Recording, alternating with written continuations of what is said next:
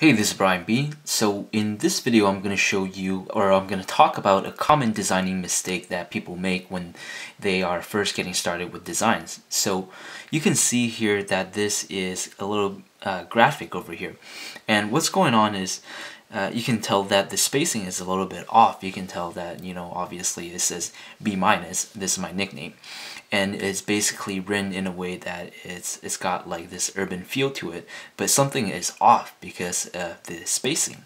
The gaps are a little bit different.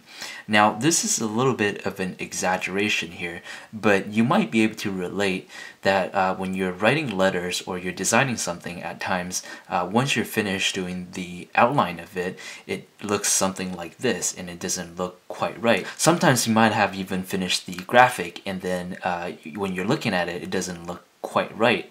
It doesn't look together and it just does not have that togetherness.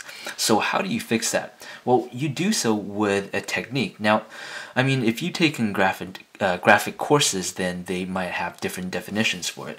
But in this case, I call it the macro frame and the micro frame. The macro frame is basically having the frame created for your graphic. So this is the entire frame itself. But the macro frame is the, as you can see here, the overall framing of the graphic. So before you even actually put anything down, any details down, you know approximately what the spacing is going to look like. So that's the macro frame. And then what happens after that is you apply the micro frame, which is something that's more specific. It's got more detail to it. So in this case, it goes something like this. It will be like BMINUS, kind of framed out. So you know where to basically put in your letters or put in whatever object that you're designing. So once you do that, you have a really good sense of spacing. So when you're actually drawing, you don't actually get off track. So once you do this and then you have it planned out and you use the macro frame and the micro frame, once you do that, you can get something like this. Okay?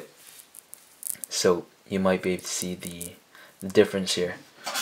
Okay? So this is without the pre-framing, without the macro frame or the micro frame. But once I do the framing, in this case the frame overall, and then I do the micro frame, and then I actually do the letters after that and do whatever details I want to put in after that, it looks a lot more together, a lot more engaging, and it just looks a lot more legit. Alright, so to recap, what you want to do is before you actually start doing the graphic itself, you want to make sure the spacings are right, and you want to create the macro frame, the overall graphic, just to get the idea of where things are positioned. And then you want to do the micro frame, so you know the details and you know where to put the specific elements of it. Alright, so that's it. I hope you like this video. Make sure to check out my website to get the free Urban Design Crash Course program. In this program, you're going to learn 3 fundamental design skills and a bunch of cool stuff. Alright, so I'll see you there.